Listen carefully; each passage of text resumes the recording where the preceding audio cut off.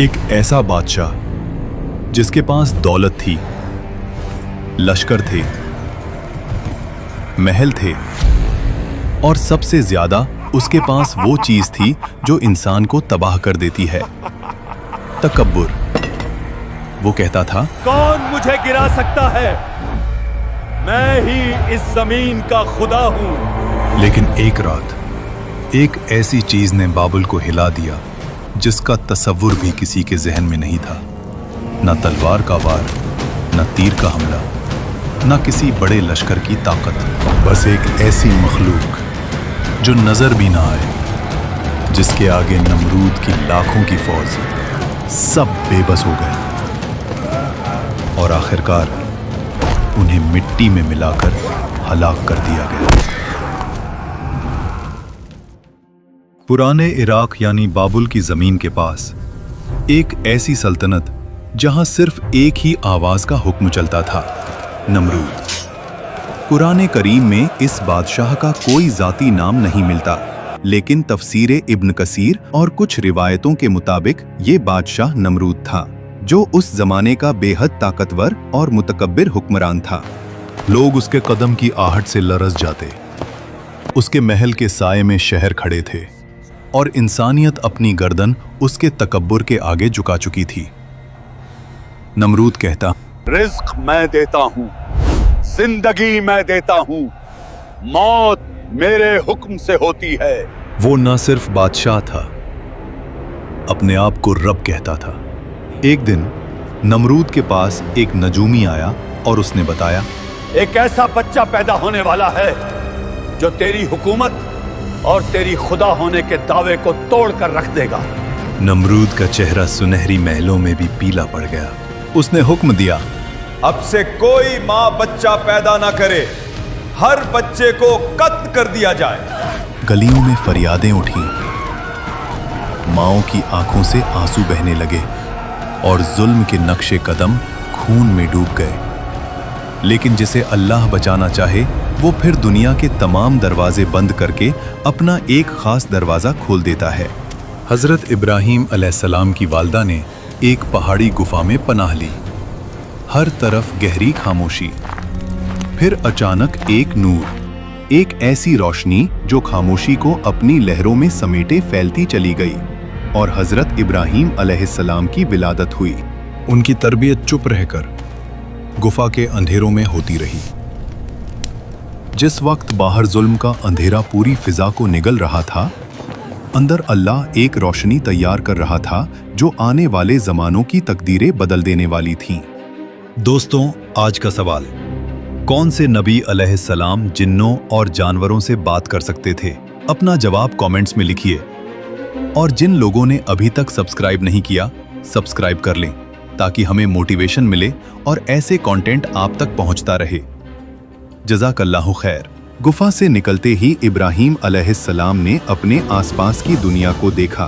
तारे, चांद, सूरज सब एक निजाम में चल रहे थे। यहीं से उनका सफर शुरू हुआ।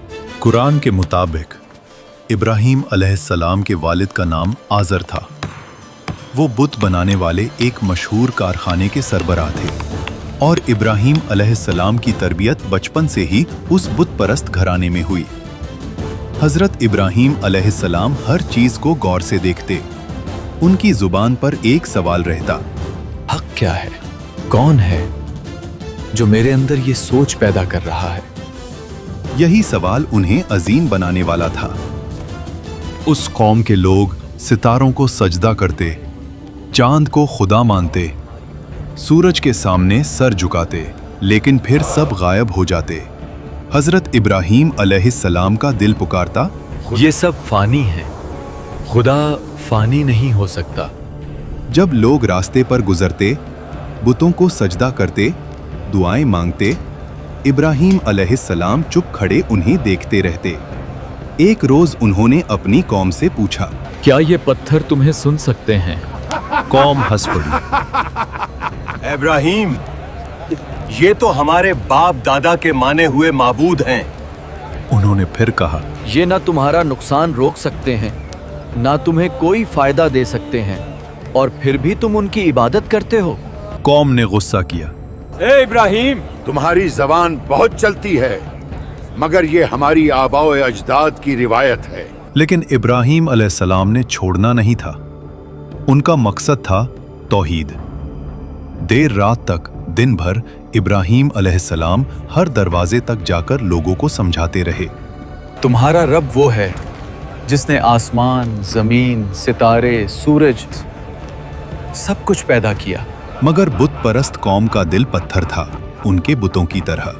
एक दिन इब्राहिम अलैहिस्सलाम ने देखा कौम एक बड़ी खुशी और मेला मनाने गई हुई थी। पूरा शहर खाली। इब्राहिम अलैहिस्सलाम उनकी इबादत गाह में दाखिल हुए। उन्होंने चारों तरफ देखा, गुंबदों में गूंजती खामोशी और उन पत्थरों का जमा हुआ बोझ जो सदियों से लोगों के कंधों पर था। उन्होंने एक गहरी सांस ली। आज इन्हें जवाब देना होगा। फिर एक एक करके अपनी कुल्हाड़ी से बुतों को गिराना शुरू किया। कोई जमीन पर गिरा, कोई टूट कर बिखरा, किसी का चेहरा चूरा चूरा हो गया और आखिरी में सबसे बड़ा बुत इब्राहिम अलैहिस्सलाम ने वो कुल्हाड़ी उसके कंधे पर लटका दी। जब लोग वापस आए और अपनी इबादत गाह की हालत देखी तो चीख उठे, ये सब किसका काम है?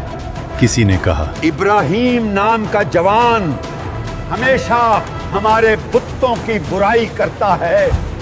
इब्राहिम अलैहिस्सलाम को दरबार में बुलाया गया। उनसे पूछा गया, इब्राहिम, क्या तुमने इन्हें तोड़ा है? उन्होंने जवाब दिया, जब ये सबसे बड़ा बुत सलामत खड़ा है तो उससे पूछ लो, शायद यही बताए किसने बाकी बुतों को तोड़ा।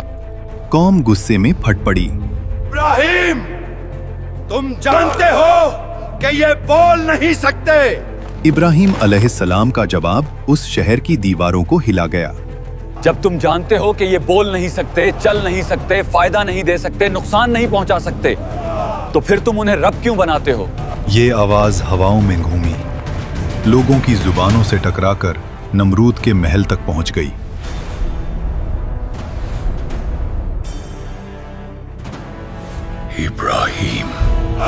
इब्राहिम अलैहिस्सलाम को नमरूद के दरबार में लाया गया। आज यहां कोई आम मुलाकात नहीं थी। एक तरफ ताज, तख्त, लश्कर, जंग, दूसरी तरफ एक अकेला नबी, मगर दिल, अकीदत और यकीन के साथ। नमरूद ने गुस्से में पूछा, तू मेरे खुदा होने का इनकार करता है? इब्राहिम अलैहिस्सलाम ने नरमी से कहा, मेरा रब वो है जो जिंदगी देता है और मौत देता है। नमरूद हंस पड़ा। ये काम तो मैं भी करता हूं। फिर उसने 2 कैदियों को बुलाया और एक कैदी को माफ कर दिया, दूसरे को मरने का हुक्म दे दिया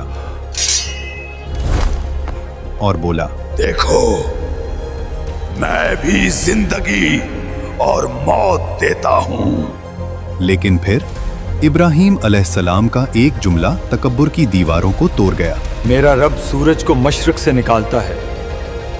अगर तू खुदा है तो इसे मगरिब से निकाल। दरबार जम गया, हवा तक रुक गई, आंखें तक फैल गईं। कुरान कहता है, काफिर बेहाल होकर रह गया। नमरूद का तकब्बुर पहली दफा हिल गया। सच हमेशा 2 रास्ते देता है, या झुक जाओ या जला दो। नमरूद ने जला देने का रास्ता चुना। उसने हुक्म दिया, सबसे बड़ी आग जलाओ जो इस जमीन ने कभी न देखी हो। लकड़ियां जमा की गईं, इतनी के पहाड़ बन गई और शोले आसमान को छू रहे थे। आग की तपिश इतनी बढ़ गई कि परिंदे भी उस जगह से न उड़ सके। फिर एक मुंजानीक तैयार की गई जो पत्थर और आग के गोले दूर तक फेंकती थी। हजरत इब्राहिम अलैहिस्सलाम के हाथ बंधे गए। जालिम कौम हंस रही थी। नमरूद अपने तकब्बुर में ये सब देख रहा था। और फिर इब्राहिम अलैहिस्सलाम को आग में डाल दिया गया। जमीन ने सांस रोक ली, आसमान साकूत में डूब गया और फिर अर्श इलाही से हुक्म उतरा, ए आग, इब्राहिम पर ठंडी हो जा और सलामती बन जा। आग की फितरत बदल गई। जलाने के लिए पैदा हुई थी, लेकिन रब ने उसे इत्मीनान का बिस्तर बना दिया। आग के बीच सब्ज घास उगाई। इब्राहीम अलैहिस्सलाम मुस्कुराते हुए खड़े हुए, कपड़े बेऐब, जिस्म सलामत। रूहानी नूर उनके चेहरे पर चमक रहा था। जालिम कौम की आंखें फट गई, तकब्बुर की दीवार टूट पड़ी। इब्राहीम अलैहिस्सलाम जिंदा निकले, मगर नमरूद अंदर से मर गया। आखिर नमरूद और उसकी फौज का अंजाम क्या हुआ? ये वाकया कुरान में नहीं आता, मगर इब्ने कसीर ने अपनी तफसीर में एक रिवायत के तौर पर बताया है कि एक दिन अल्लाह ने एक छोटे से मच्छर को नमरूद की फौज पर मुसल्लत कर दिया। एक रात आसमान से गुबार उठता है, पहले एक मच्छर, फिर दो, फिर लाखों। मशालें बुझ जाती हैं, फौज भागती है, घोड़े बेकाबू हो जाते हैं, सिपाही चीखते हुए अपने बादशाह को पुकारते हैं। एक ऐसी मखलूक जो इंसान की नजर में कुछ नहीं, एक अजीम फौज को धूल में मिला देती है।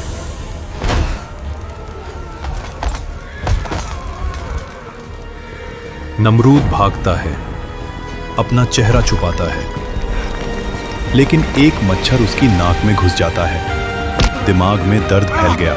तकब्बुर का पहाड़ एक कतरे की तकलीफ से गिर गया।